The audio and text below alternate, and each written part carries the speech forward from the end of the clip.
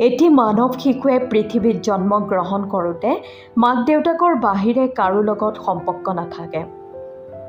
লাহে লাহে তেওঁ ডাঙৰ হৈ বিভিন্ন সম্পৰ্কৰ মাজত বান্ধ খায়। শিশুটিৰ সম্পূৰ্ণ দায়িত্ব মাক দেউতাকে বহন কৰে।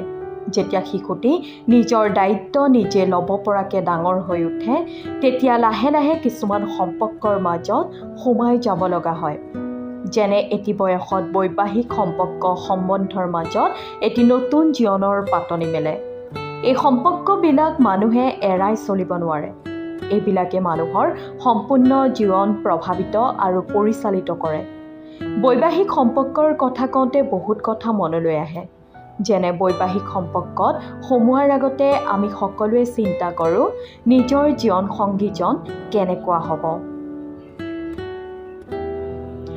বৈবাহিক জীৱনত পতি আৰু পত্নী ধৰ্মৰ আধাৰত কৰ্তব্য আৰু পবিত্ৰতাৰ শক্তিৰে বান্ধ খাই থাকে। এই বান্ধ মধুৰ, কোমল আৰু বিশ্বাসৰ লগতে শক্তিশালী হয়।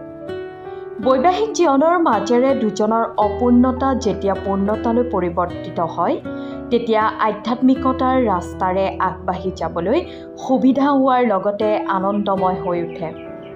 এতিয়া আহকচোন আমি এনেকুৱা দুটা ইংৰাজী বৰ্ণমালাৰে আৰম্ভ হোৱা বৰ্ণৰ জীৱনসংগীৰ নাম জানিব চেষ্টা কৰোঁ, যিজনে সকলোতকৈ বেছি নিজৰ পত্নীক ভাল পায়।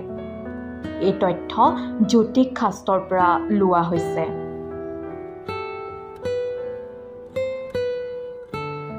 এক নম্বৰ, এ বৰ্ণ। এই বৰ্ণৰে আৰম্ভ হোৱা স্বামীৰ অন্তৰ বহুত খোলা হয়।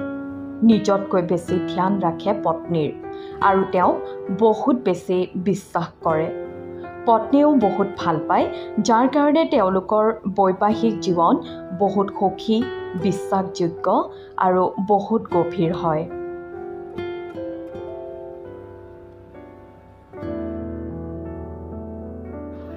দুই নম্বৰ, ডি বৰ্ণ। ডি আখৰৰ স্বামীসকলে নিজৰ পত্নীক যিমান পাৰি সিমান সুখী ৰাখিবলৈ চেষ্টা কৰে। পত্নীৰ কোনো কথা নমনাকৈ নাথাকে।